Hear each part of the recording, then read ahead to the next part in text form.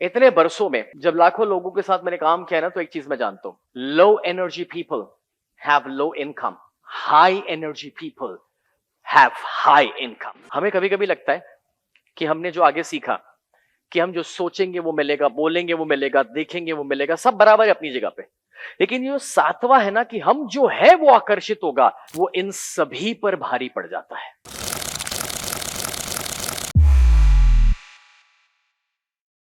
यहां पर you attract who you are. आप दोस्तों जो है उसी को आकर्षित करेंगे। मतलब मेरे पास एक यंग बंदा आता है, मुझे कहता है सर मुझे एक टेक्निक दीजिए जिसमें मुझे एक लाइफ पार्टनर मिले। मैंने कहा आपको कैसे लाइफ पार्टनर चाहिए? बोले सर बहुत सिंपल है, एक सीधी सादी सुशील स्पिरिचुअल पॉजिटिव थिंकिंग बीवी चाहिए।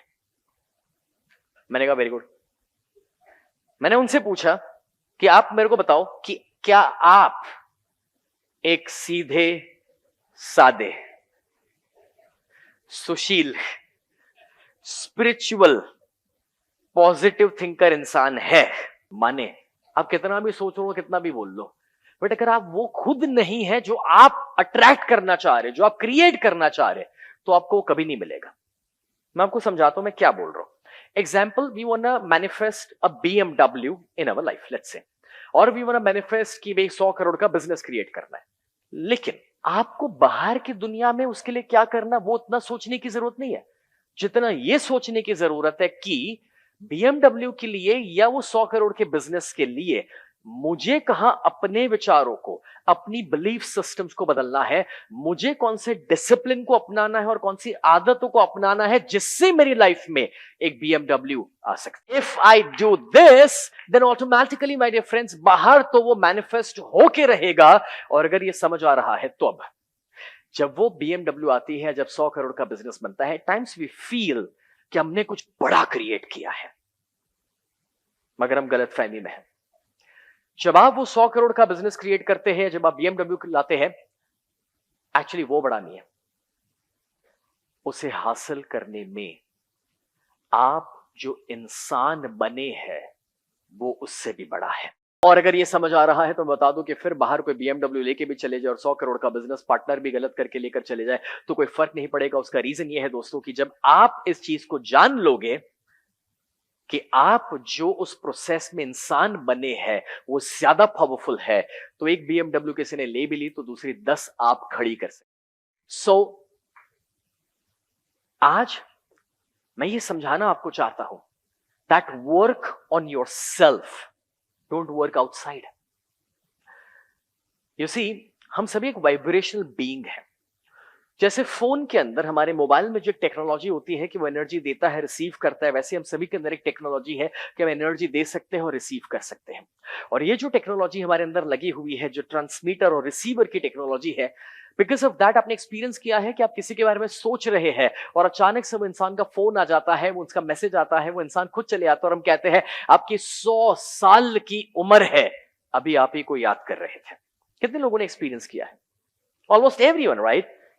अब ये जो आपने एक्सपीरियंस किया है दोस्तों, वो इसलिए पॉसिबल है क्योंकि हमारे अंदर एक ट्रांसमीटर, एक रिसीवर लगा हुआ है। We are energy beings. और हमने अभी तक जो जाना सीखा उसमें Albert Einstein, one of the greatest minds of his time, वो एक बहुत कमाल की चीज बताते हैं। वो कहते हैं everything is energy and that is all there is to it. यानी कि दुनिया में सब कुछ एक एनर्जी है और एनर्जी के अलावा कुछ भी नहीं है। Match the frequency of the reality you want, you cannot help but get that reality।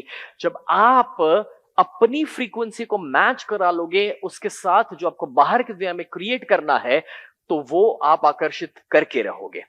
ये बात कोई फिलोसॉफी नहीं है, ये साइंस है, ये फिजिक्स है, ये आइंस्टाइन हमें समझा रहे हैं। तो अभी तक हमने जो जो जो जाना है, एक्चुअली उसे प्रैक्टिकली आइंस्टाइन हमें समझा देते हैं कि भाई हाउ दिस वर्क्स। अब एनर्जी की जब बात हो रही है तो there are two kinds of energy. एक होती है लो फ्रीक्वेंसी और दूसरी होती है हाई फ्रीक्वेंसी। दोस्तों, जब आप लो फ्रीक्वेंसी में होंगे तो आप 500 बार या 5000 बार भी कुछ सोच लोगे ना, तो भी वो मैनिफेस्ट नहीं होने वाला, क्योंकि आप ही लो फ्रीक्वेंसी और लो एनर्जी में हैं।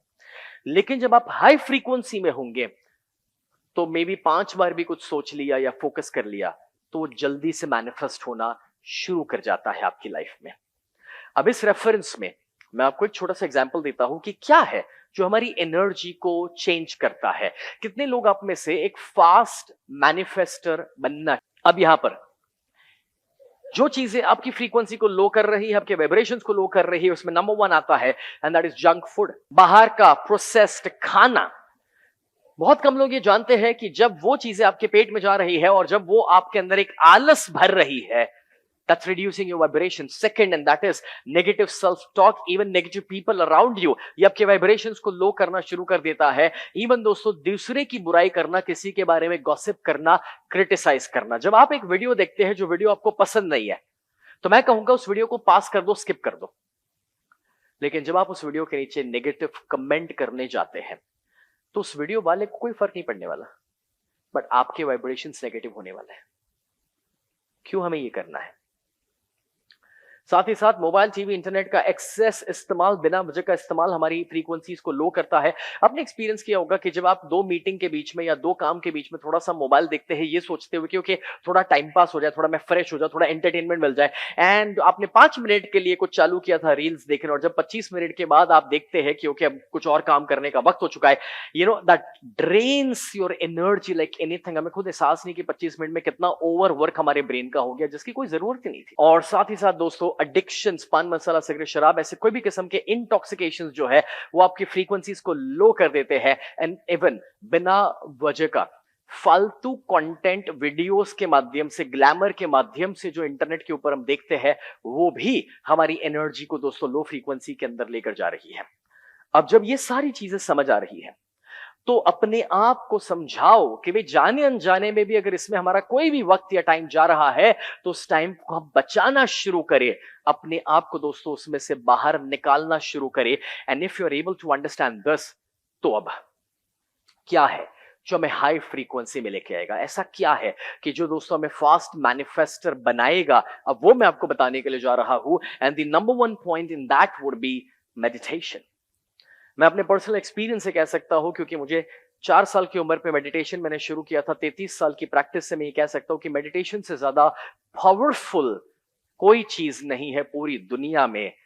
If you are born as a human, तो मेडिटेशन आपकी सिस्टम को रीसेट करने के लिए, एवरी डे स्ट्रांग करने के लिए सबसे ज्यादा वर्क कर सकता है।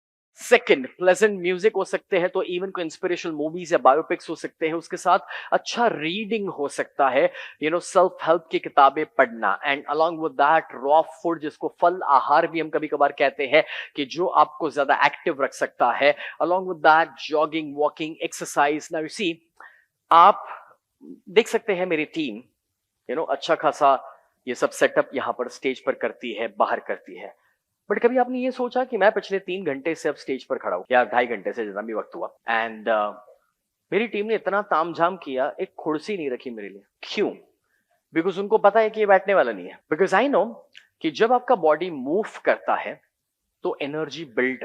यू सी, जब आप मूव नहीं करते हैं तो एनी फॉर्म ऑफ स्टेगनेंसी जो है वो आपको लो वाइब्रेशंस में लेके जाता है।